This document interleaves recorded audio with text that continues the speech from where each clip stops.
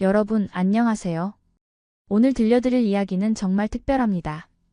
유럽의 작은 나라 조지아에서 태어나 생후 6개월 만에 한국으로 입양된 한 소녀의 이야기인데요. 이 아이는 자라면서 자신이 한국 사람이 아니라는 생각에 깊은 상처를 받았고, 심지어 부모님께 왜 날 데려왔어요? 라는 말까지 했다고 합니다. 그런데 말이죠. 이 아이의 인생을 완전히 바꿔놓은 사건이 있었습니다. 바로 시골 한정식 식당에서 미역국 한 숟가락을 떴을 때였죠. 그 순간 이 아이는 갑자기 눈물을 터뜨렸습니다. 대체 무슨 일이 있었던 걸까요?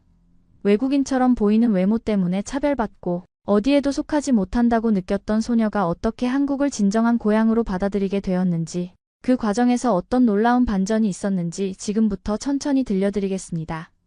이 이야기 속에는 우리가 흔히 생각하는 입양 가정의 모습과는 다른 더 깊고 진솔한 감정들이 담겨 있습니다. 때로는 가슴 아프고, 때로는 따뜻하고, 때로는 우리 모두가 공감할 수 있는 보편적인 외로움과 소속감에 대한 이야기입니다. 영상 재미있게 보셨다면 구독과 좋아요, 알림 설정 꼭 부탁드립니다. 여러분의 작은 관심이 이런 의미 있는 이야기를 더 많은 분들께 전할 수 있는 힘이 됩니다. 그럼 시작해볼까요? 제 이름은 에카테리나입니다. 하지만 한국에서는 다들 저를 한국 이름으로 부르죠. 저는 조지아라는 나라에서 태어났습니다. 조지아가 어디냐고요? 유럽과 아시아의 경계에 있는 작은 나라인데 와인과 춤으로 유명한 곳이라고 들었습니다. 아름다운 산맥과 따뜻한 사람들로 유명한 나라라고 하더군요. 하지만 솔직히 말씀드리면 저는 그 나라에 대한 기억이 전혀 없습니다. 생후 6개월 때 한국으로 입양되었거든요. 부모님 얼굴도, 제가 태어난 집도, 제가 처음 울었던 그 순간도 아무것도 기억나지 않습니다. 그저 서류상으로만 제가 조지아 출신이라는 걸 알 뿐이죠. 양부모님은 정말 좋은 분들이셨습니다.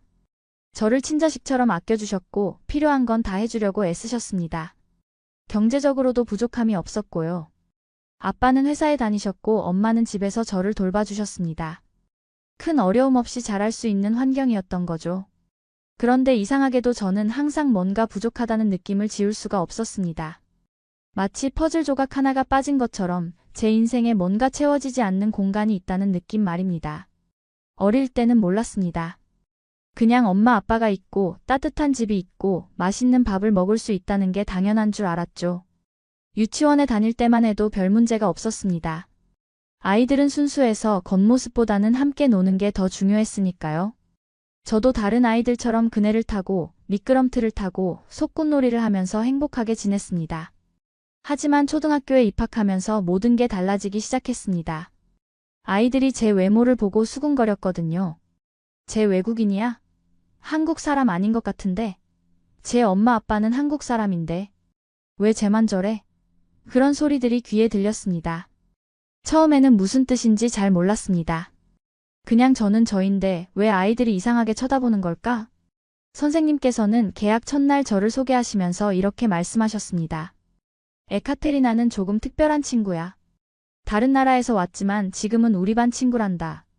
모두 사이좋게 지내자. 그 말이 저를 보호하려는 의도였다는 건 지금은 압니다. 선생님께서 저를 배려해 주신 거였죠. 하지만 그때 어린 제게 그 말은 너는 다르다는 선언처럼 들렸습니다. 특별한 친구라는 말이 오히려 저를 다른 아이들과 분리시키는 것처럼 느껴졌습니다. 그날 이후로 아이들은 저를 조금 거리를 두고 대했습니다. 노골적으로 따돌리지는 않았지만 그렇다고 완전히 받아들이지도 않았습니다. 저는 성격이 원래 밝은 편이었습니다. 사람들과 어울리는 것도 좋아했고요. 그래서 친구들에게 먼저 다가가려고 노력했습니다.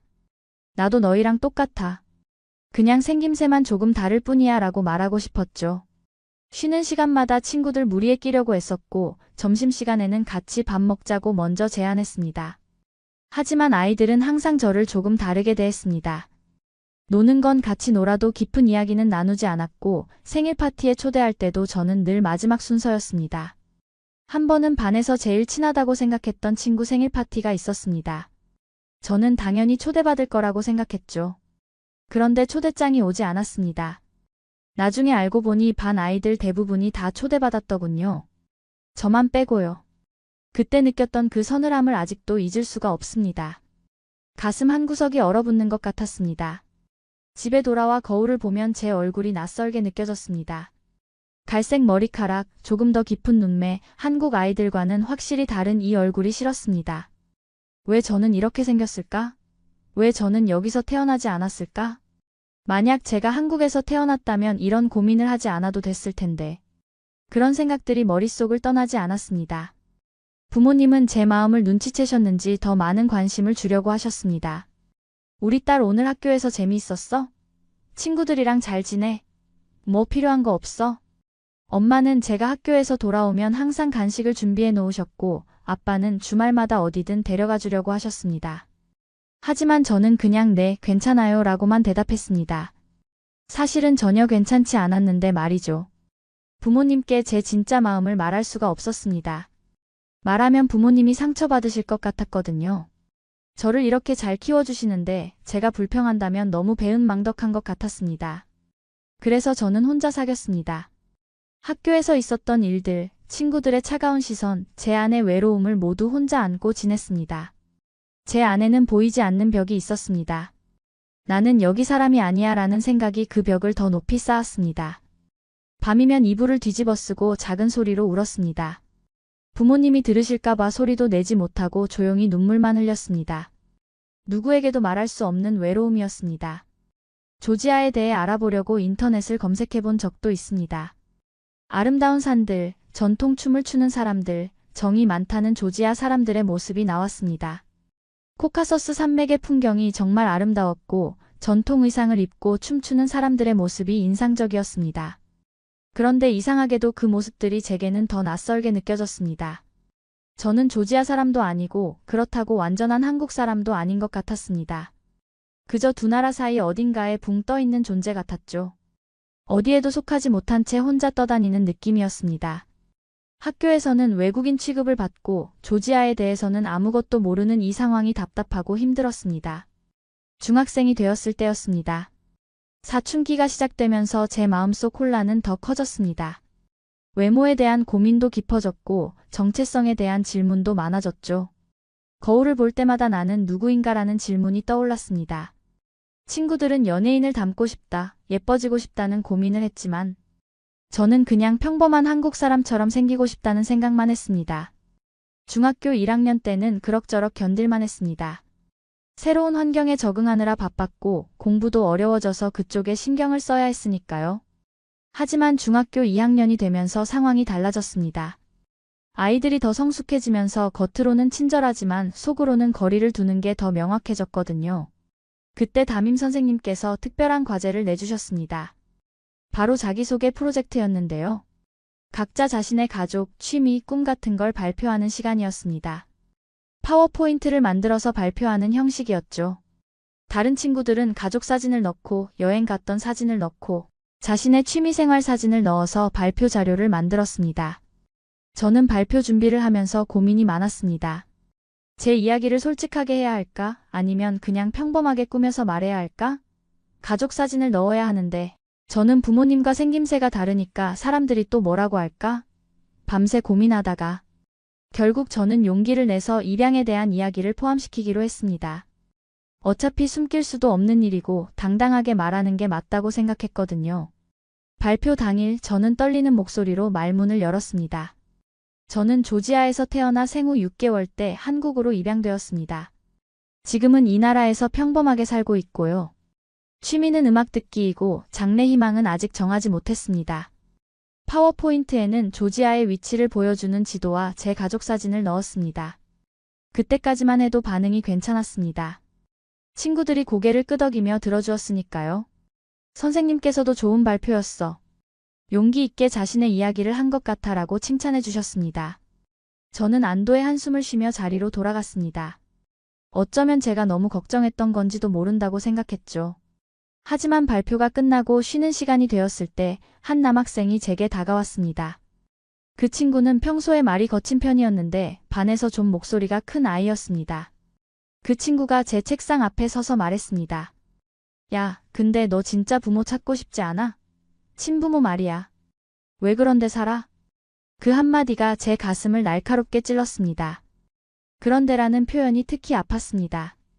마치 제가 살고 있는 집이 제 부모님이 뭔가 이상한 것처럼 정상적이지 않은 것처럼 들렸거든요. 저는 아무 대꾸도 하지 못하고 그 자리에 얼어붙었습니다. 입술이 바짝 마르고 목소리가 나오지 않았습니다. 다른 친구들도 그 말을 들었지만 아무도 제 편을 들어주지 않았습니다. 몇몇은 어색하게 웃었고 몇몇은 고개를 돌렸습니다. 그냥 어색한 침묵만 흘렀죠. 그 남학생은 별 생각 없이 한 말인지 곧 다른 친구들과 어울려 떠났지만 저는 그 자리에 한참을 앉아 있었습니다. 그날 이후로 저는 학교에서 입을 닫았습니다. 선생님이 질문을 해도 대답하지 않았고 친구들이 말을 걸어도 최소한으로만 응답했습니다. 점심시간에도 혼자 구석에서 먹었고 쉬는 시간에도 책상에 엎드려 있었습니다.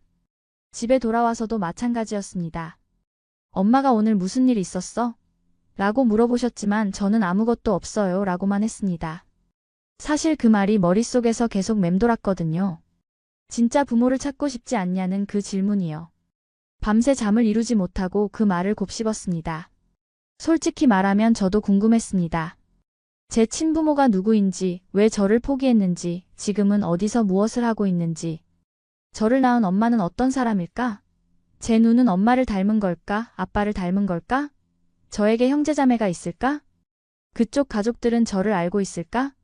온갖 질문들이 떠올랐습니다. 하지만 동시에 그런 생각을 하는 제 자신이 너무 싫었습니다. 지금 저를 키워주시는 부모님께 죄송스러웠거든요. 엄마 아빠는 저를 위해 이렇게 많은 걸 해주시는데 제가 친부모를 궁금해한다면 얼마나 상처받으실까? 배은망덕한 건 아닐까? 그런 죄책감이 저를 짓눌렀습니다. 양부모님은 정말 잘해주셨습니다. 제가 원하는 건 다 사주려고 하셨고 아플 때는 밤새 간호해 주셨습니다. 학교 행사 때도 빠짐없이 오셨고요. 운동회 때도 학예회 때도 항상 제일 앞자리에 앉아서 저를 응원해 주셨습니다. 다른 부모님들보다 더 열심히 박수 쳐주셨고 끝나면 항상 우리 딸 최고야 라고 말씀해 주셨습니다. 그런데 저는 왜 행복하지 않은 걸까요? 왜 제 마음 한구석은 항상 비어있는 것처럼 느껴질까요? 이렇게 좋은 부모님이 계시는데도 왜 저는 외로움을 느낄까요? 저는 나쁜 아이인 걸까요? 이런 생각들이 꼬리를 물고 이어졌습니다. 어느 날 저녁 식탁에 둘러앉아 밥을 먹는데 갑자기 눈물이 났습니다. 이유도 없이 그냥 눈물이 흘러내렸습니다. 엄마가 깜짝 놀라서 왜 그래? 어디 아파? 라고 물으셨지만 저는 고개만 저었습니다. 뭐라고 설명해야 할지 몰랐거든요.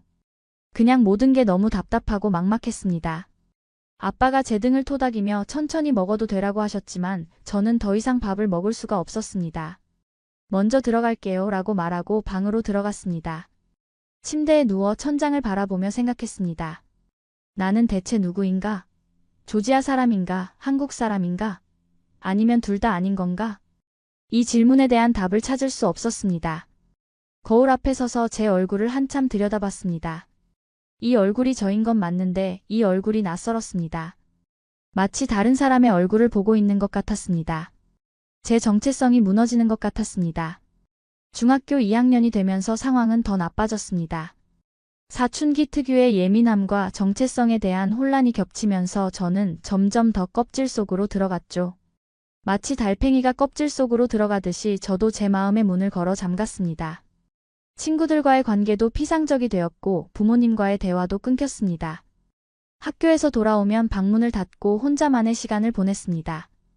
음악을 듣거나 인터넷을 하면서 시간을 보냈는데 사실 그것도 제 마음을 달래주지는 못했습니다. 그냥 현실을 잠시 잊기 위한 도피였을 뿐이죠. 이어폰을 끼고 음악에 빠져 있으면 적어도 그 순간만큼은 아무 생각도 하지 않아도 됐으니까요. 엄마는 걱정이 많으셨습니다. 제 방문 앞에서 밥 먹자라고 부르시는 목소리가 점점 작아졌습니다.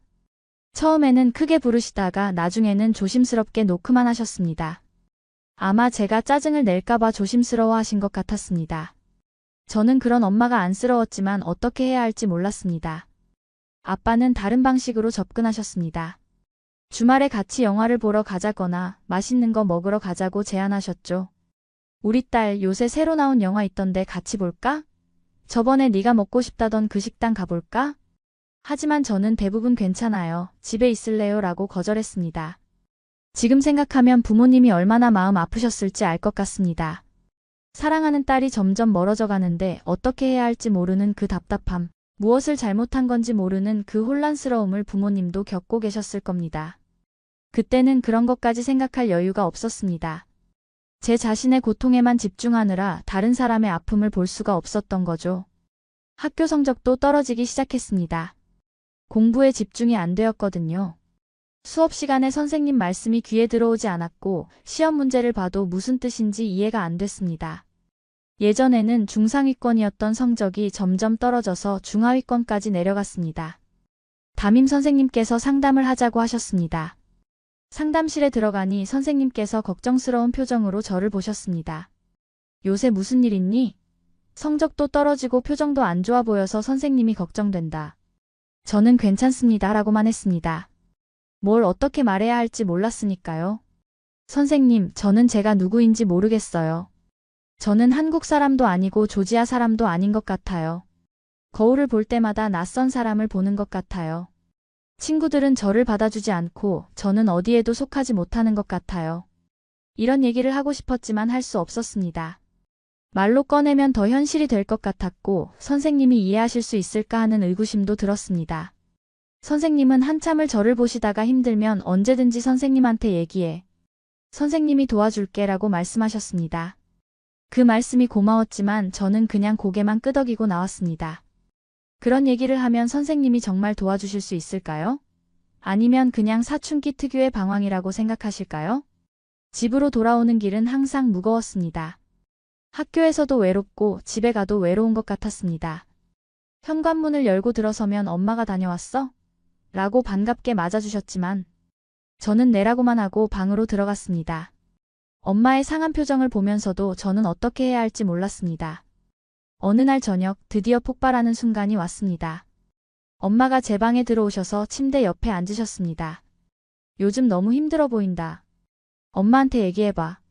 무슨 일이 있는 거니? 엄마의 목소리가 떨리고 있었습니다. 걱정과 불안이 섞인 목소리였죠. 저는 그동안 쌓였던 감정이 한꺼번에 터져 나왔습니다. 더 이상 참을 수 없었습니다. 왜 날 데려왔어요? 왜 저를 키우기로 했어요? 제가 원한 것도 아닌데. 저는 태어날 때부터 선택할 수 없었잖아요. 여기서 태어난 것도 제 선택이 아니었고 입양된 것도 제 선택이 아니었어요. 그 말을 하는 순간 엄마의 얼굴이 하얗게 변했습니다. 눈물이 그렁그렁 맺히더니 조용히 흘러내렸습니다. 엄마의 손이 떨리고 있었습니다. 하지만 엄마는 화를 내지 않으셨습니다. 소리를 지르지도 저를 나무라지도 않으셨습니다. 그냥 제 손을 꼭 잡고 이렇게 말씀하셨습니다. 우리가 널 데려온 게 아니야. 우리가 널 만난 거지. 그건 우리 인생 최고의 선물이었어. 엄마는 널 낳지 못했지만 널 키울 수 있어서 정말 행복해. 네가 우리 딸이어서 정말 감사해. 그 말을 들었을 때 제 마음은 복잡했습니다. 한편으로는 미안했고 한편으로는 여전히 이해가 안 됐습니다. 엄마에게는 선물일지 몰라도 저에게는 어떤 의미일까요? 저는 선택할 수 없었습니다. 태어날 나라도 부모도 제 얼굴도 아무것도 선택할 수 없었던 거죠. 엄마는 저를 낳은 사람이 누군지 알아요? 제 진짜 엄마는 어떤 사람이에요? 왜 저를 버렸어요? 저는 울면서 물었습니다. 엄마는 한참을 말없이 계시다가 조용히 대답하셨습니다. 우리도 자세히는 몰라. 다만 내 생모가 너를 버린 게 아니라는 건 알아. 아마도 어쩔 수 없는 상황이었을 거야. 그날 밤 엄마가 나가신 후 저는 이불을 뒤집어 쓰고 울었습니다. 제가 한 말이 너무 잔인했다는 걸 알았지만 그 말이 제 진심이기도 했습니다. 복잡한 감정들이 뒤섞여 정리가 안 됐습니다. 후회와 분노, 슬픔과 외로움이 모두 한꺼번에 밀려왔습니다. 다음 날 아침 식탁에는 평소처럼 아침밥이 차려져 있었습니다. 엄마는 아무 일도 없었다는 듯이 어서 먹어, 늦겠다라고 말씀하셨습니다. 하지만 엄마의 눈이 조금 부어있는 걸 저는 봤습니다. 밤새 우셨나 봅니다. 그 모습을 보니 가슴이 더 아팠습니다. 제가 엄마를 울게 만들었구나. 쟤 때문에 엄마가 밤새 울었구나. 그 사건 이후 우리 집 분위기는 냉랭해졌습니다. 부모님은 저를 대하실 때 더욱 조심스러워 하셨고 저도 부모님과 눈을 마주치기가 어려웠습니다. 마치 얇은 유리벽이 우리 사이에 세워진 것 같았습니다. 서로를 볼 수는 있지만 닿을 수는 없는 그런 거리감 말입니다. 아침에 일어나서 학교 가고 학교에서 돌아와 방에 들어가고 저녁 먹고 다시 방으로 가는 일상이 반복됐습니다. 대화는 최소한으로 줄었습니다. 밥 먹어라, 응, 학교 다녀와라, 응, 숙제 다 했니? 응, 이게 전부였습니다. 더 이상 무슨 얘기를 해야 할지 몰랐습니다. 학교에서도 마찬가지였습니다. 저는 점점 더 혼자가 되어갔습니다. 점심시간에도 혼자 먹고 쉬는 시간에도 혼자 있었습니다. 친구들이 가끔 같이 놀자고 했지만 저는 괜찮아, 나 혼자 있고 싶어라고 했습니다. 사실 혼자 있고 싶은 게 아니라 함께 있어도 외로웠습니다. 여럿이 있어도 저만 동떨어진 느낌이었거든요. 어느 날 체육 시간에 단체 게임을 했는데 팀을 나눌 때 저는 맨 마지막까지 남았습니다. 두 팀의 주장이 번갈아가며 팀원을 선택했는데 누구도 저를 자기 팀으로 먼저 뽑지 않았거든요. 다른 아이들이 다 뽑히고 저만 남았을 때의 그 기분을 어떻게 설명해야 할까요? 결국 선생님께서 너는 저 팀으로 가라고 하셔서 겨우 팀에 들어갔습니다. 팀에 들어가긴 했지만 환영받는 느낌은 아니었습니다. 아이들은 어쩔 수 없이 저를 받아들인 것 같았습니다. 게임 내내 공이 제게 오지 않았습니다. 팀원들이 일부러 저를 빼고 패스하는 것 같았습니다. 저도 공을 달라고 소리치지 않았습니다. 그냥 멍하니 서 있었습니다. 게임이 끝나고 교실로 돌아오는 길에 한 친구가 제게 다가와 말했습니다. 너 요즘 너무 우울해 보여. 무슨 일 있어? 그 친구는 진심으로 걱정하는 것 같았습니다. 저는 고개를 저었습니다. 아니야, 아무것도 없어. 정말? 뭔가 있는 것 같은데? 나한테 말해봐. 그 친구의 눈을 보니 정말 걱정하고 있다는 게 느껴졌습니다. 말하고 싶었습니다. 제가 얼마나 외로운지, 얼마나 혼란스러운지 말하고 싶었습니다. 하지만 입이 떨어지지 않았습니다. 말을 꺼내면 눈물이 날 것 같았거든요. 그 친구는 잠시 저를 보다가 그래, 힘들면 언제든지 말해. 나는 내 친구니까라고 하고는 갔습니다. 저는 그 순간 울고 싶었습니다. 누군가 제게 친구라고 말해준 게 얼마만인지 모르겠습니다. 하지만 눈물을 참았습니다. 울면 더 약해 보일 것 같았거든요. 그리고 정말로 친구가 되려면 제 모든 걸 말해야 할 텐데 그럴 자신이 없었습니다. 집에 돌아오면 거울을 보는 게 습관이 되었습니다. 제 얼굴을 보면서 왜 이렇게 생겼을까, 왜 나는 다를까? 만약 내가 평범하게 생겼다면 이런 고민을 안 해도 됐을 텐데라는 생각을 반복했습니다. 한국 드라마를 보면 나오는 예쁜 배우들, 학교에 있는 친구들과 제 얼굴을 비교했습니다. 비교하면 할수록 제 자신이 싫어졌습니다. 왜 저는 그들처럼 생기지 않았을까? 왜 저는 한눈에 봐도 다른 걸까? 엄마는 가끔 제 방문을 두드리며 괜찮니? 라고 물으셨습니다. 저는 네, 괜찮아요 라고 대답했지만 전혀 괜찮지 않았습니다. 엄마가 들어오시면 빨리 나가셨으면 좋겠다는 생각만 했습니다. 혼자 있어야 덜 힘들었거든요. 누군가와 함께 있으면 제가 정상인 척, 괜찮은 척 연기를 해야 했는데 그게 너무 지쳤습니다. 아빠는 다른 방식으로 저를 도우려고 하셨습니다. 주말마다 산책이라도 할까? 라고 제안하셨는데 저는 대부분 거절했습니다. 방에서 혼자 있는 게 더 편했거든요. 하지만 아빠는 포기하지 않으셨습니다. 계속 문을 두드리시고 계속 제안하셨습니다. 어느 토요일 아빠가 제 방에 들어오셔서 침대 옆에 앉으셨습니다. 그리고는 한동안 아무 말씀도 하지 않으시다가 조용히 말씀하셨습니다. 힘들지? 저는 고개를 끄덕였습니다. 더 이상 숨길 수가 없었습니다. 아빠는 제 머리를 쓰다듬으시며 시간이 지나면 나아질 거야 라고 하셨습니다. 하지만 저는 믿을 수가 없었습니다. 시간이 지난다고 제가 한국 사람이 될 수 있을까요? 시간이 지난다고 제 외모가 바꿀까요? 시간이 지난다고 제가 어디에 속한다는 느낌을 받을 수 있을까요? 그럴 것 같지 않았습니다. 아빠, 저는 왜 이렇게 태어났어요? 제가 물었습니다. 아빠는 한참을 말씀하지 않으시다가 너는 내 모습 그대로 완벽해. 다른 사람처럼 될 필요가 없어 라고 하셨습니다. 하지만 그 말이 위로가 되지 않았습니다. 완벽하다면 왜 저는 이렇게 외로울까요? 완벽하다면 왜 친구들은 저를 받아주지 않을까요? 밤마다 잠들기 전에 생각했습니다. 내일 아침에 눈을 뜨면 다른 사람이 되어 있으면 좋겠다고. 평범한 한국 아이로, 고민 없이 사는 아이로 다시 태어났으면 좋겠다고. 하지만 아침에 눈을 뜨면 여전히 저는 저였습니다. 거울을 보면 똑같은 얼굴이 저를 바라보고 있었습니다. 그 사실이 매일 아침 저를 무겁게 짓눌렀습니다. 고등학교 2학년 봄이었습니다. 겨울방학이 끝나고 새 학기가 시작되었지만 제 삶은 여전히 회색빛이었습니다. 아침에 눈을 뜨는 것조차 힘들었고 학교 가는 발걸음은 무거웠습니다.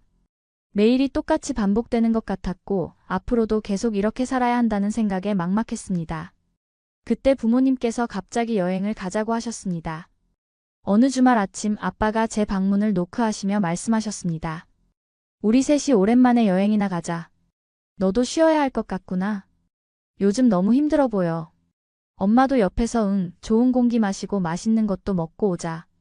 우리 딸 기분 전환이 필요해라고 거들으셨습니다. 솔직히 저는 가고 싶지 않았습니다. 여행을 간다고 제 마음이 나아질 것 같지 않았거든요. 장소가 바뀐다고 제 안에 혼란이 정리될까요? 새로운 곳에 간다고 제가 누구인지 알게 될까요? 그럴 리 없다고 생각했습니다. 하지만 부모님의 간곡한 권유를 거절할 수 없어서 마지못해 따라 나섰습니다.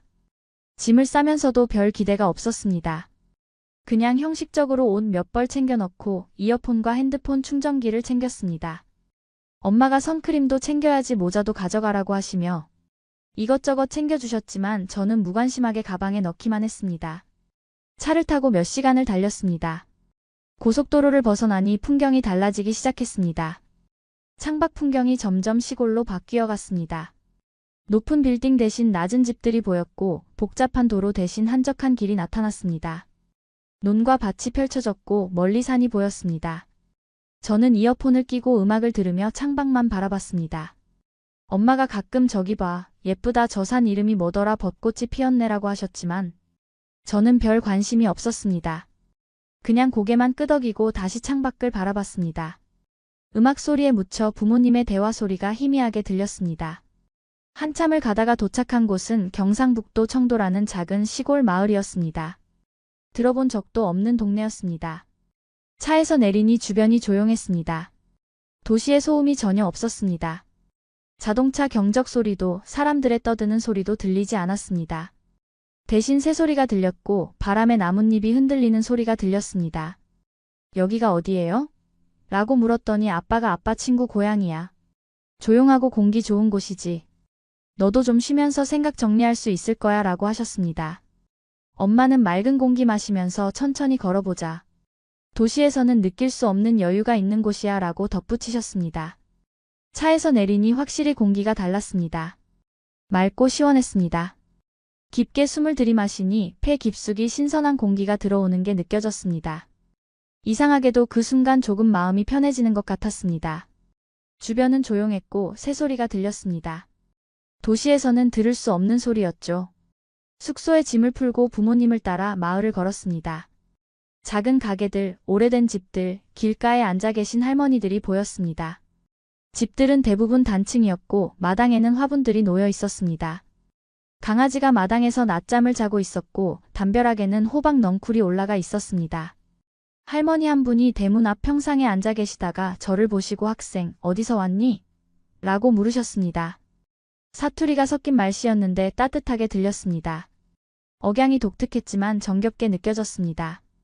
엄마가 대신 서울에서 왔어요 라고 대답하셨고 할머니는 아이고 멀리서 왔네. 우리 동네 구경 많이 하고 가이소. 여기는 조용하지만 인심은 좋은 데이라라고 하시며 웃으셨습니다. 그 웃음이 참 따뜻했습니다. 저를 처음 보는데도 마치 손녀를 대하듯 친근하게 대해주셨습니다. 제 외모를 이상하게 쳐다보지도 않으셨고 어디서 왔어? 같은 질문도 하지 않으셨습니다. 그냥 자연스럽게 학생이라고 부르시며 반갑게 맞아주셨습니다. 마을을 계속 걸으면서 저는 주변을 둘러봤습니다. 담벼락에는 벽화가 그려져 있었고 골목마다 화분들이 놓여 있었습니다. 작은 텃밭에서는 할머니 한 분이 채소를 돌보고 계셨고 개울가에서는 아이들이 물장난을 치고 있었습니다. 모든 게 느리고 평화로웠습니다. 저녁 무렵 부모님이 저를 한정식 식당으로 데려가셨습니다. 오늘은 이 동네에서 유명한 한정식 집에 가볼 거야. 음식이 정말 맛있다고 하더라라고 아빠가 말씀하셨습니다. 작은 식당이었는데 겉모습은 평범한 시골집 같았습니다. 대문을 열고 들어가니 마당이 있었고 마루를 지나 안으로 들어갔습니다. 안으로 들어가니 구수한 냄새가 났습니다. 된장찌개 끓는 냄새, 밥 짓는 냄새, 무언가 구워지는 냄새가 섞여 있었습니다. 누룽지 냄새도 났고 간장 냄새도 났습니다.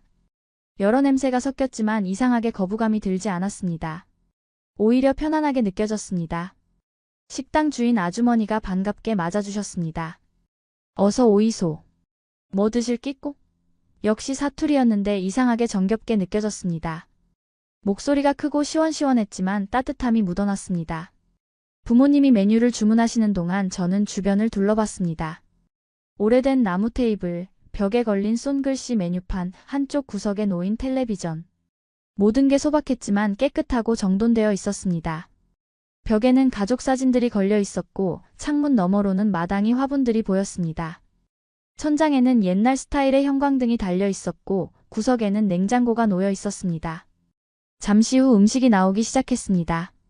작은 접시에 담긴 반찬들이 테이블을 가득 채웠습니다. 김치, 나물, 조림, 전, 온갖 종류의 반찬이었습니다.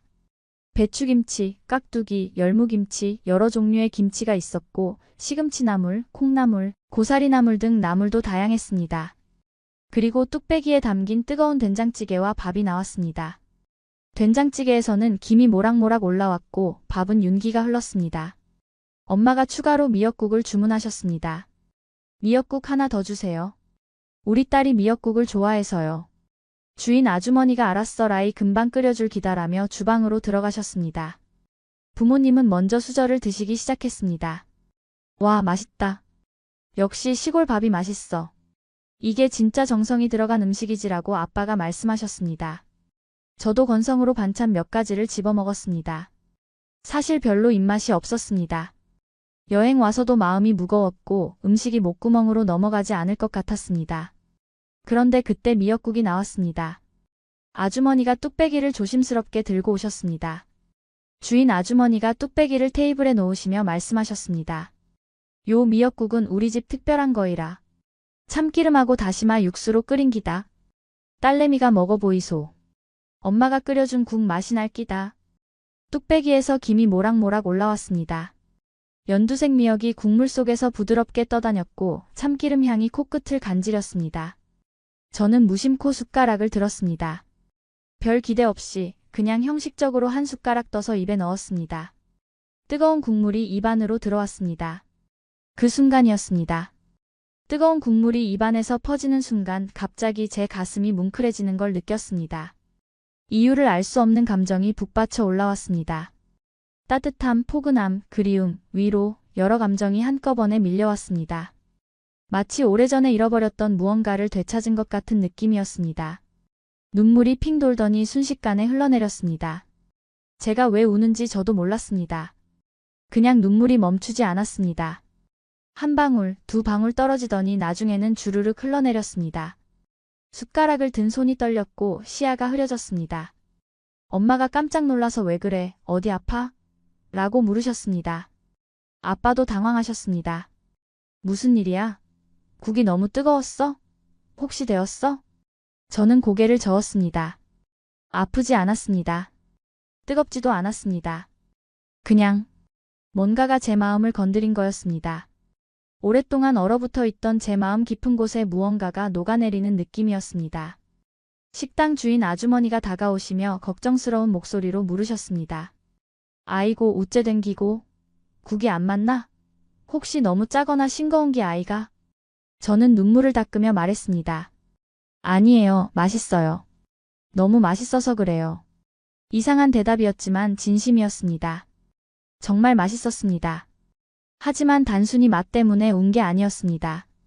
그 국 한 숟가락에는 뭔가 더 큰 의미가 담겨 있었습니다. 아주머니는 제 머리를 쓰다듬으시며 말씀하셨습니다.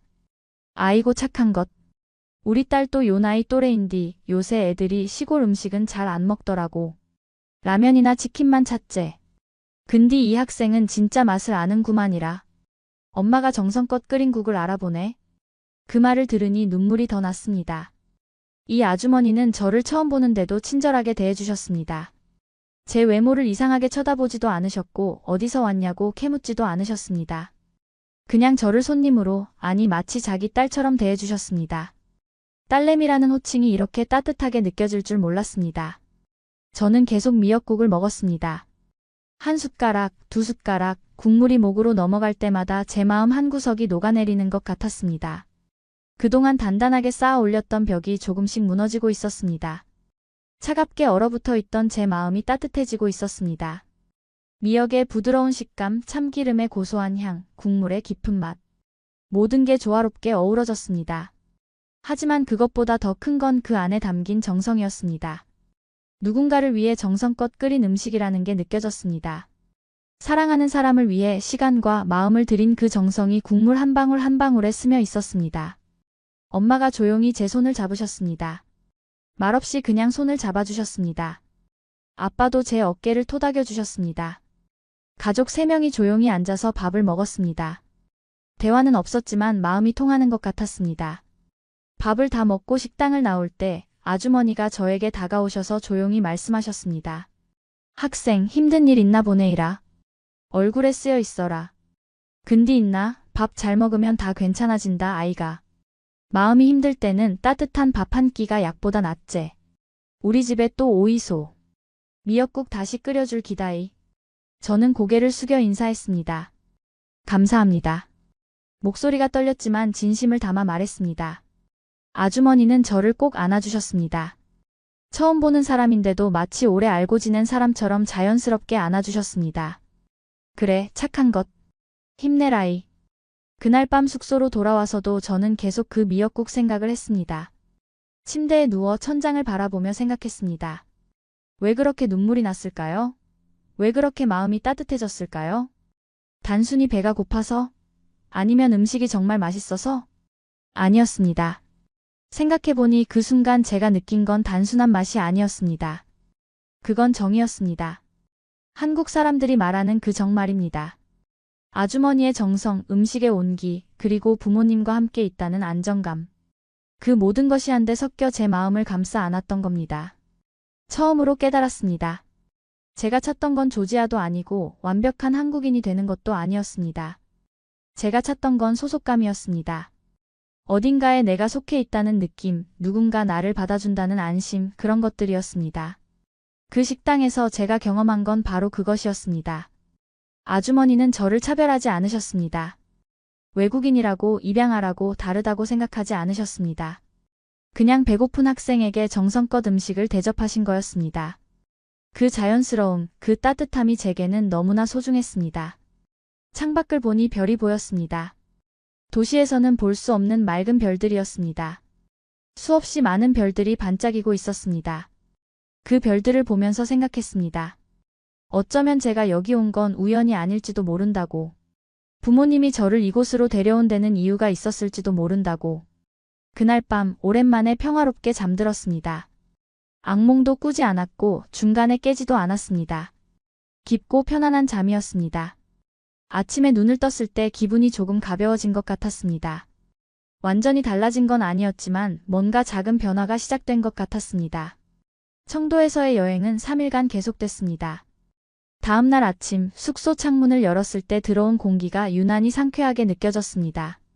평소 같으면 그냥 지나쳤을 아침 풍경이 달리 보였습니다.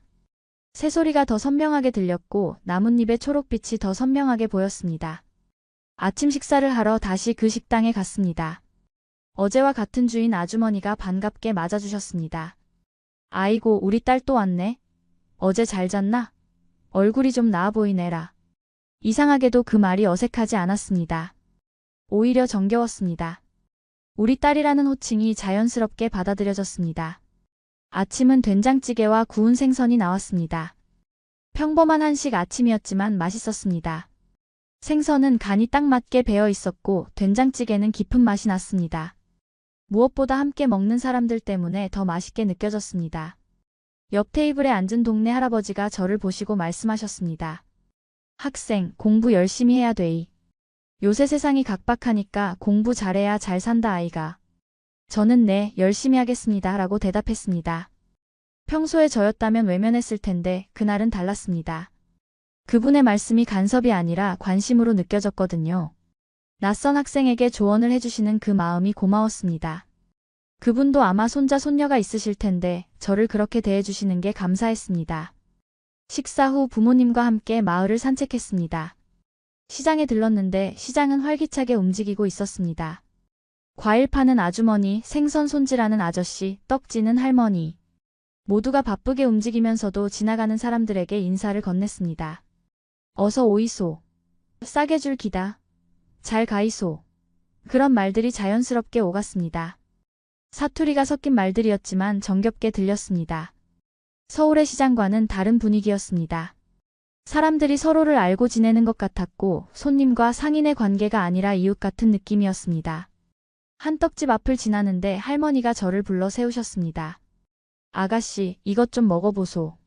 갓 찐 인절미 한 조각을 손에 쥐어주셨습니다. 아니에요, 괜찮습니다. 돈 드릴게요 라고 했더니 할머니가 웃으시며 말씀하셨습니다. 그냥 주는 기다. 돈 안 받으려고.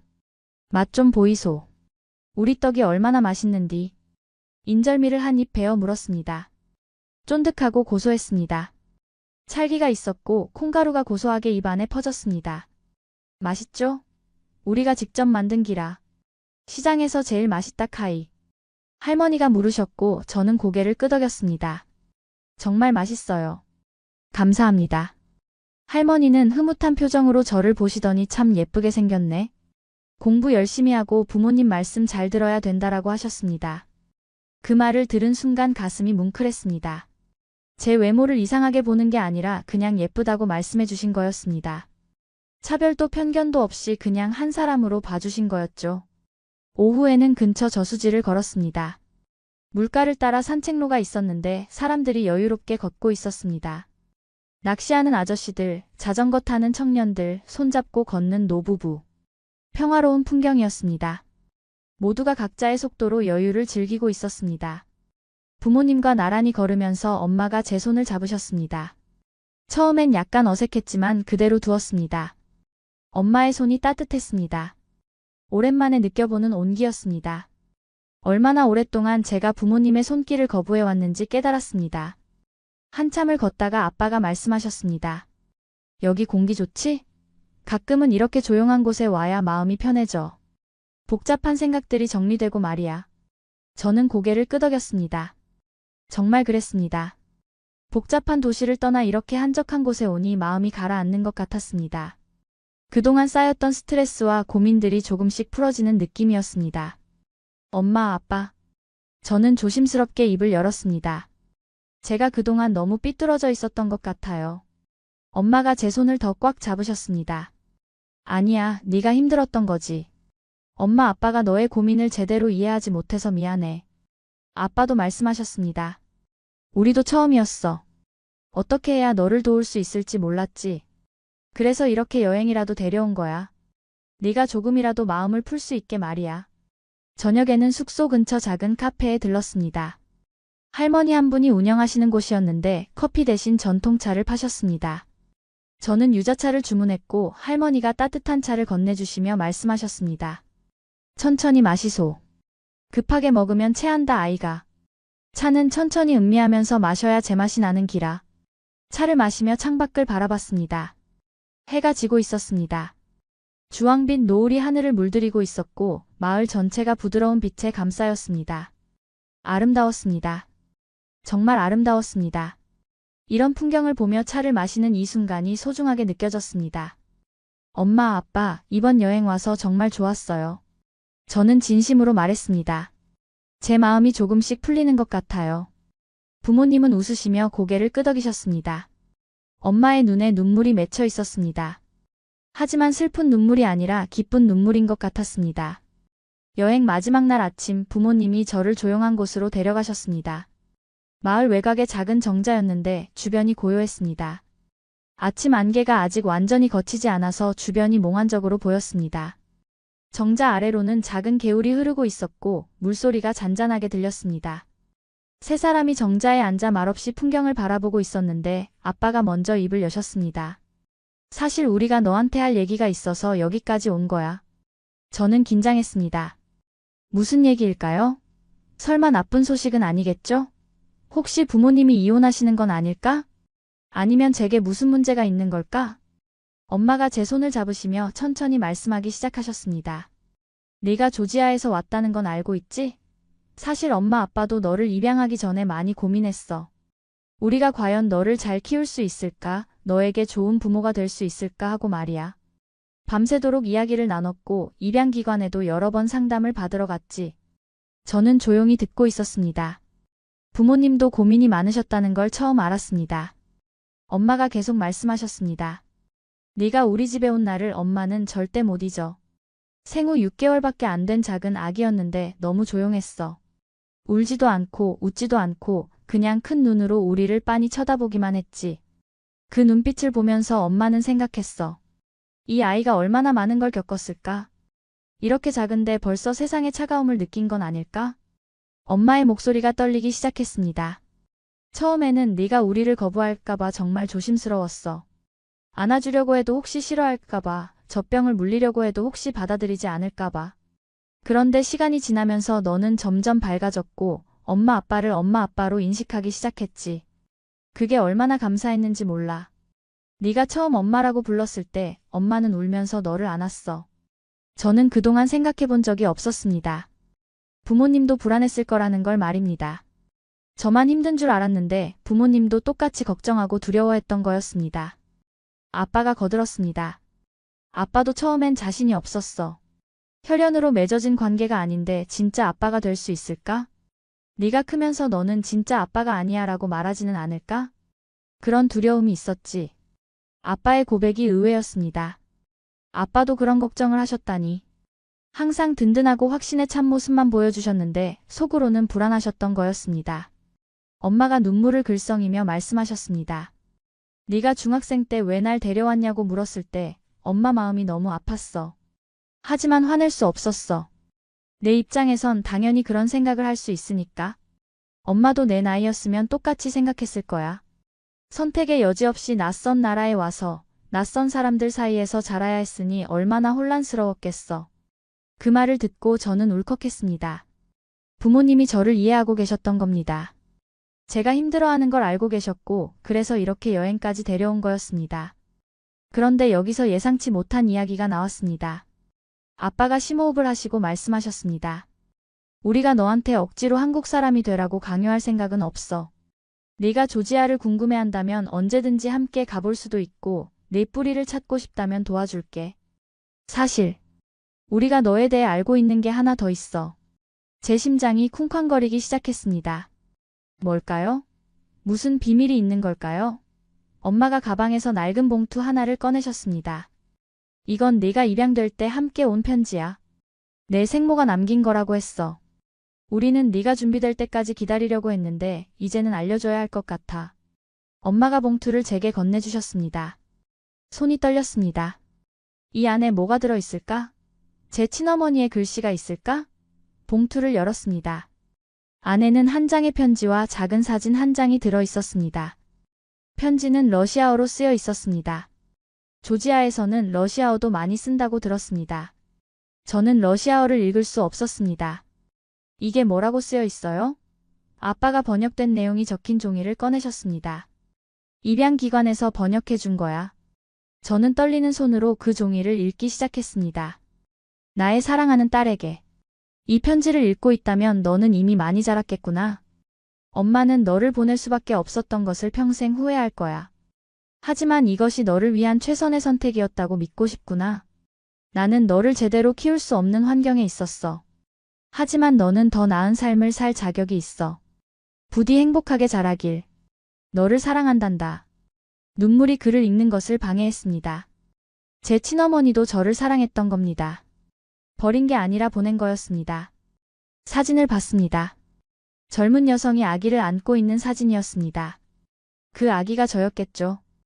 여성의 얼굴은 슬퍼 보였지만 아기를 바라보는 눈빛은 따뜻했습니다. 왜 이제야 보여주는 거예요? 제가 물었습니다. 엄마가 대답하셨습니다. 네가 준비되지 않았을 때 보여주면 더 혼란스러울 것 같았어. 하지만 이제는 네가 이해할 수 있을 것 같아서. 그리고 한 가지는 꼭 알아줬으면 해. 우리는 너를 사랑해.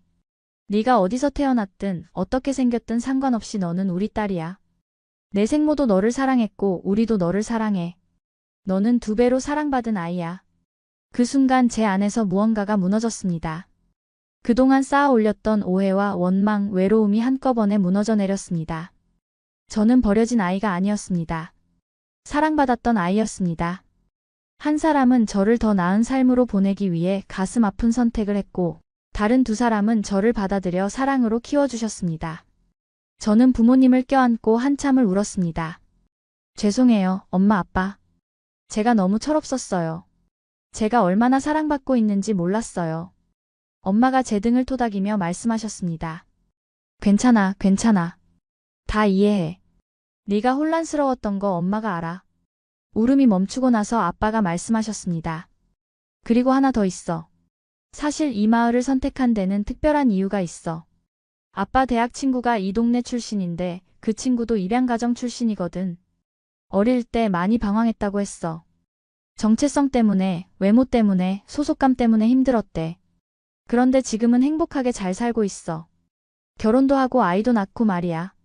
우리가 너한테 보여주고 싶었던 건 다른 사람들도 잘 살고 있다는 거였어. 너 혼자가 아니라는 거. 그 말을 듣고 저는 놀랐습니다. 이 여행이 단순한 여행이 아니었던 겁니다. 부모님이 저를 위해 특별히 계획하신 거였습니다. 제가 희망을 찾을 수 있도록, 제가 혼자가 아니라는 걸 느낄 수 있도록 말입니다. 그리고 그 식당 아주머니도, 시장, 할머니들도 모두 부모님이 미리 연락해서 저를 따뜻하게 대해달라고 부탁하신 건 아닐까? 아니야. 아빠가 제 생각을 읽으신 듯 말씀하셨습니다. 우리가 특별히 부탁한 건 없어. 저분들은 원래 그렇게 따뜻한 분들이야. 시골 사람들의 정이 그런 거지. 낯선 사람도 따뜻하게 대해주는 게 우리나라 사람들의 정이야. 고마워요, 엄마 아빠. 저는 진심으로 말했습니다. 그동안 제가 얼마나 사랑받고 있었는지, 제가 얼마나 소중한 존재인지 깨달았습니다. 입양이 저를 약하게 만드는 게 아니라 오히려 더 많은 사랑을 받을 수 있는 기회였다는 걸 알게 됐습니다. 정자에서 내려오면서 저는 하늘을 올려다봤습니다. 구름 사이로 햇살이 쏟아지고 있었습니다. 마치 새로운 시작을 축복해주는 것 같았습니다. 제 인생의 새로운 장이 열리는 순간이었습니다. 여행에서 돌아온 후 제 삶은 조금씩 변하기 시작했습니다. 극적인 변화는 아니었지만 작은 것들이 달라지기 시작했죠. 학교에 가는 발걸음이 예전보다 가벼웠고 친구들과 대화하는 것도 어색하지 않았습니다. 무엇보다 부모님과의 관계가 완전히 달라졌습니다. 저녁 식사 시간에 학교 이야기를 나누게 됐습니다. 오늘 학교에서 이런 일이 있었어요. 수학시험 잘 봤어요. 친구랑 이런 얘기를 했어요. 사소한 일상을 나누는 게 이렇게 소중한 줄 몰랐습니다. 엄마 아빠는 제 이야기를 진지하게 들어주셨고 조언도 해주셨습니다. 주말에는 함께 요리도 했습니다. 특히 한식 만들기에 관심이 생겼습니다. 청도에서 먹었던 그 미역국이 계속 생각났거든요. 미역국을 끓이는 법을 배우고 싶어서 엄마에게 부탁했습니다. 엄마, 청도에서 먹었던 그 미역국 만들 수 있어요? 저도 배우고 싶어요. 엄마는 너무 기뻐하시며 재료를 준비하셨습니다. 그래, 같이 만들어보자. 사실 미역국은 그렇게 어렵지 않아. 함께 주방에 서서 미역을 불리고 참기름에 볶고 물을 붓고 끓였습니다. 엄마가 하나하나 설명해 주셨습니다. 미역은 찬물에 불려야 해. 그리고 참기름에 충분히 볶아줘야 고소한 맛이 나지. 처음에는 서툴렀지만 점차 익숙해졌습니다. 엄마와 함께 요리하는 시간이 즐거웠습니다. 대화를 나누고 웃고 때로는 실수도 하면서 함께 시간을 보냈습니다. 완성된 미역국을 한 숟가락 떠서 맛봤을 때 청도에서의 그 따뜻한 기억이 떠올랐습니다. 엄마, 맛있어요. 정말? 다행이다. 우리 딸 요리 솜씨가 늘었네. 학교에서도 변화가 있었습니다. 제가 먼저 친구들에게 다가가기 시작했습니다. 쉬는 시간에 먼저 말을 걸고 점심시간에 같이 먹자고 제안했습니다. 처음에는 어색했지만 점점 자연스러워졌습니다. 어느 날 한 친구가 제게 다가와 물었습니다. 너 요즘 좀 달라진 것 같아. 표정이 밝아졌어. 무슨 좋은 일 있어? 저는 웃으며 대답했습니다. 응, 여행 다녀왔거든. 거기서 좋은 경험을 했어. 어디 갔는데? 경상북도 청도라는 작은 마을이야. 거기서 정말 따뜻한 사람들을 만났어. 그 친구와 점심을 같이 먹으면서 조금씩 제 이야기를 나누기 시작했습니다. 입양에 대해서도 솔직하게 말했습니다. 숨기지 않고 당당하게 얘기했죠. 사실 나는 조지아에서 태어나서 한국으로 입양됐어. 한동안 그게 너무 힘들었는데 요즘은 조금 받아들이게 됐어. 친구는 진지하게 들어주었고, 그래도 너는 좋은 부모님 만난 거잖아. 부러워. 우리 부모님은 맨날 싸우시거들라고 말했습니다. 그 말이 위로가 됐습니다. 모든 사람이 각자의 고민이 있다는 걸 깨달았습니다. 저만 힘든 게 아니라는 것을요. 고등학교 3학년이 되었을 때 저는 특별한 결심을 했습니다. 제 이야기를 더 많은 사람들과 나누고 싶었습니다. 그래서 작은 유튜브 채널을 시작했습니다. 입양아의 일상이라는 제목으로 제 경험과 생각을 영상으로 만들었습니다. 처음 올린 영상은 나는 누구인가라는 제목이었습니다. 제가 겪었던 정체성의 혼란, 외로움, 그리고 극복 과정을 솔직하게 담았습니다. 조회수가 많지 않았지만 괜찮았습니다. 중요한 건 숫자가 아니라 메시지였으니까요. 두 번째 영상은 청도에서의 깨달음이었습니다. 미역국 한 숟가락이 제 인생을 어떻게 바꿨는지, 따뜻한 사람들이 제게 어떤 의미였는지 이야기했습니다. 세 번째 영상은 부모님께 드리는 편지였습니다. 그동안 못했던 말들을 영상으로 담았습니다. 몇 달 후 한 영상이 조금씩 주목받기 시작했습니다. 나는 한국에서 자란 조지아인입니다. 라는 제목의 영상이었는데 많은 사람들이 댓글을 달아주었습니다. 감동적이네요. 힘내세요. 저도 비슷한 경험이 있어요. 용기 내줘서 고마워요. 같은 응원의 메시지들이었습니다. 그중 한 댓글이 특히 인상 깊었습니다. 저도 입양된 아이를 키우고 있는 엄마입니다. 이 영상을 보고 많은 위로를 받았어요. 우리 아이도 언젠가 이렇게 밝게 자랄 수 있을까요? 요즘 아이가 힘들어하는데 어떻게 도와줘야 할지 몰라서 고민이었거든요.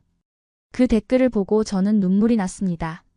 제 이야기가 누군가에게 희망이 되고 있었습니다. 저는 정성껏 답글을 달았습니다. 분명히 잘 자랄 거예요. 사랑으로 키우시면 아이는 그걸 느낄 수 있을 거예요. 시간이 걸리더라도 곁에서 기다려주세요. 저도 부모님이 기다려주셔서 여기까지 올 수 있었어요. 학교 선생님들도 제 변화를 눈치채셨습니다. 담임 선생님께서 상담 시간에 말씀하셨습니다. 요즘 내가 정말 달라 보인다. 뭔가 단단해진 느낌이야. 표정도 밝아졌고 친구들과도 잘 어울리는 것 같더라. 저는 웃으며 대답했습니다. 감사합니다.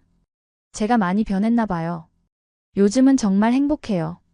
선생님은 제 유튜브 채널에 대해서도 알고 계셨습니다. 내 이야기가 많은 학생들에게 도움이 될 거야. 계속해봐. 내 목소리를 내는 게 중요해.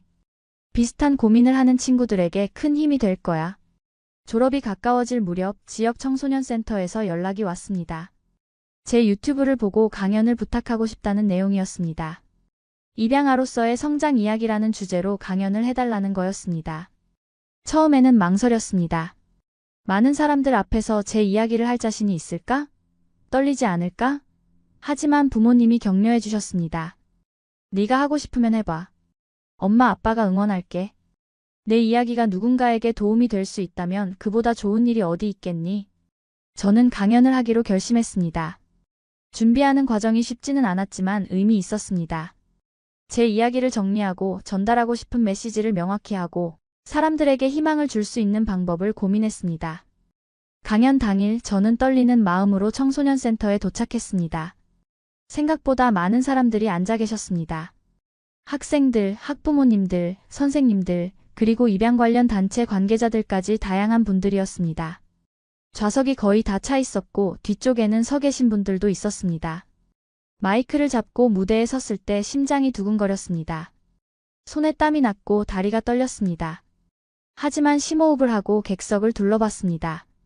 맨 앞줄에는 엄마 아빠가 앉아 계셨습니다.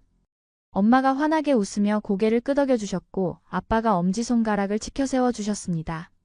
그 모습을 보니 용기가 났습니다. 첫 마디를 꺼냈습니다. 안녕하세요. 저는 조지아에서 태어나 한국으로 입양된 고등학생입니다. 오늘 이 자리에서 제 이야기를 나누게 되어 영광입니다. 목소리가 약간 떨렸지만 계속 이어갔습니다. 제 이야기를 천천히 풀어나갔습니다. 어릴 때의 외로움, 학교에서의 차별, 정체성의 혼란, 부모님께 했던 상처 주는 말들. 모든 걸 솔직하게 말했습니다. 숨기지 않고 포장하지 않고 있는 그대로 이야기했습니다. 저는 오랫동안 제가 누구인지 몰랐습니다. 조지아 사람도 아니고 한국 사람도 아닌 것 같았죠. 거울을 볼 때마다 낯선 사람을 보는 것 같았고 어디에도 속하지 못한다는 느낌에 괴로웠습니다. 친구들은 저를 받아주지 않았고 저는 점점 더 껍질 속으로 들어갔습니다. 청중들은 조용히 경청했습니다. 누군가는 눈물을 닦고 계셨고 누군가는 고개를 끄덕이고 계셨습니다. 한 학부모님은 손수건으로 눈가를 닦고 계셨고 한 학생은 진지한 표정으로 메모를 하고 있었습니다. 그리고 청도 여행 이야기를 했습니다. 미역국 한 숟가락이 어떻게 제 인생을 바꿨는지, 따뜻한 사람들이 제게 어떤 의미였는지 자세히 설명했습니다. 그 순간 저는 깨달았습니다. 제가 찾던 건 완벽한 한국인이 되는 것도 조지아로 돌아가는 것도 아니었습니다. 제가 찾던 건 소속감이었습니다. 누군가 나를 받아준다는 느낌, 내가 사랑받고 있다는 확신. 그런 것들이었습니다. 부모님이 제게 보여준 편지 이야기도 했습니다. 제 친어머니가 저를 버린 게 아니라 사랑해서 보낸 거였다는 것, 그리고 양부모님이 얼마나 저를 사랑하고 계시는지. 저는 2배로 사랑받은 아이였습니다. 한 사람은 저를 더 나은 삶으로 보내기 위해 가슴 아픈 선택을 했고, 다른 2사람은 저를 받아들여 끝없는 사랑으로 키워주셨습니다. 강연 중간에 제 목소리가 떨렸고 잠시 말을 멈춰야 했습니다. 너무 감정이 북받쳐서 말이 나오지 않았거든요. 하지만 청중들은 인내심을 가지고 기다려주셨습니다. 누군가 괜찮아요, 천천히 하세요 라고 응원해주셨습니다. 지금 저는 행복합니다. 완벽하지는 않지만 행복합니다. 여전히 가끔 혼란스러울 때도 있고 제 정체성에 대해 고민할 때도 있습니다. 하지만 이제는 혼자가 아닙니다. 사랑하는 가족이 있고 진심으로 응원해주는 사람들이 있습니다. 그리고 무엇보다 저 자신을 받아들일 수 있게 되었습니다. 강연이 끝나고 질문 시간이 있었습니다. 한 중학생이 손을 들었습니다. 어떻게 그렇게 긍정적으로 변할 수 있었어요? 저도 입양됐는데 아직도 힘들거든요. 저는 잠시 생각하다가 대답했습니다. 사실 하루아침에 바뀐 건 아니에요. 시간이 걸렸고 무엇보다 주변 사람들의 사랑이 있었기 때문이었죠. 제가 혼자였다면 불가능했을 거예요. 그리고 가장 중요한 건 제 자신을 받아들이기로 결심한 거였어요.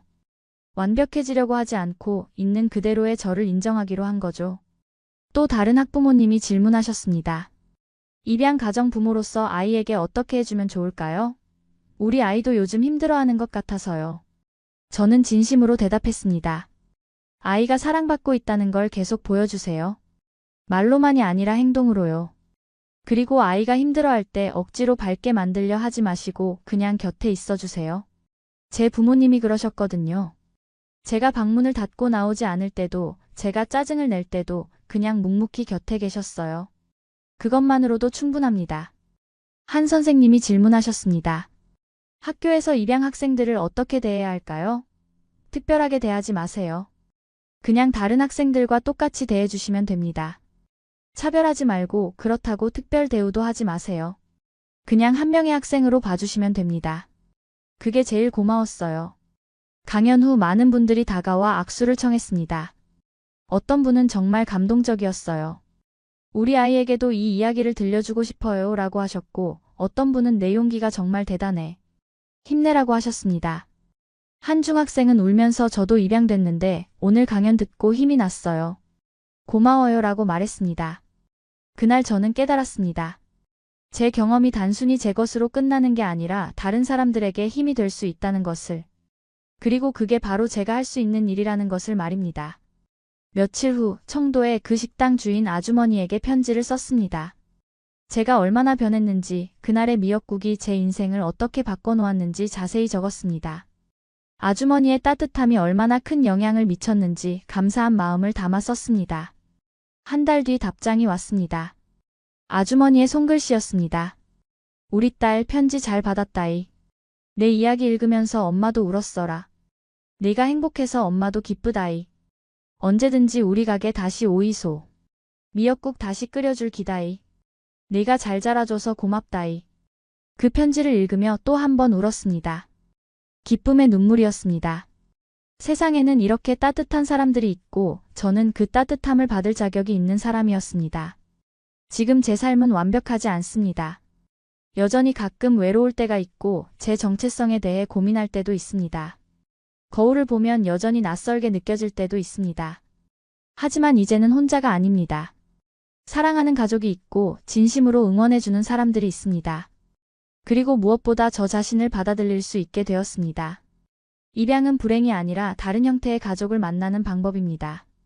저는 조지아에서 태어났지만 한국에서 자랐고 두 나라의 문화를 모두 제 것으로 만들 수 있는 특별한 기회를 얻었습니다. 이제는 그게 저의 강점이라고 생각합니다. 두 개의 문화, 두 배의 사랑을 받은 특별한 사람이라고 말입니다. 부모님께 자주 말씀드립니다. 사랑해요, 엄마, 아빠. 저를 데려와줘서 고마워요. 저를 포기하지 않아줘서 고마워요. 엄마는 항상 이렇게 대답하십니다. 우리가 널 데려온 게 아니야. 우리가 널 만난 거지. 그건 우리 인생 최고의 선물이었어. 네가 우리 딸이어서 너무 자랑스러워. 지금 이 글을 읽고 계신 여러분께 말씀드리고 싶습니다. 우리 모두는 사랑받을 자격이 있습니다. 어디서 태어났든 어떻게 생겼든 어떤 과거를 가졌든 상관없습니다. 중요한 건 지금 이 순간 우리가 누군가에게 소중한 존재라는 사실입니다. 여러분 주변에 힘들어하는 사람이 있다면 따뜻한 말 한마디, 밥 한 끼를 같이 나눠보세요. 그 작은 행동이 누군가의 인생을 바꿀 수 있습니다. 저처럼 말입니다. 미역국 한 숟가락이 제 인생을 바꿨듯이 여러분의 작은 따뜻함이 누군가에게는 인생을 바꾸는 계기가 될 수 있습니다. 입양 가정의 부모님들께도 말씀드리고 싶습니다. 아이가 방황할 때, 혼란스러워할 때 그냥 곁에 있어주세요. 억지로 밝게 만들려 하지 마시고 그냥 사랑한다는 걸 보여주세요. 시간이 걸리더라도 기다려주세요. 아이는 분명히 그 사랑을 느낄 겁니다. 그리고 입양된 친구들에게도 말하고 싶습니다. 힘들죠? 혼란스럽죠? 괜찮습니다. 그게 정상입니다. 천천히 가도 됩니다. 여러분은 혼자가 아닙니다. 저처럼 같은 고민을 했던 사람들이 있고 여러분을 사랑하는 사람들이 있습니다. 그리고 언젠가는 여러분도 저처럼 자신을 받아들이고 행복해질 수 있을 겁니다. 이 이야기를 보시면서 조금이라도 위로받으셨다면 댓글로 여러분의 이야기도 나눠주세요. 그리고 구독과 좋아요로 이 이야기가 더 많은 분들께 전해질 수 있도록 도와주세요. 여러분의 작은 관심이 누군가에게는 큰 힘이 됩니다. 감사합니다. 여러분 모두 행복하세요. 그리고 기억하세요. 여러분은 사랑받을 자격이 있는 소중한 사람입니다. 어디서 태어났든 어떤 모습이든 여러분은 이 세상에 꼭 필요한 존재입니다. 저처럼 여러분도 언젠가는 따뜻한 한 숟가락의 순간을 만나게 될 겁니다. 그때까지 힘내세요. 힘내세요. 힘내세요. 힘내세요. 힘내세요. 힘내세요. 힘내세요. 힘내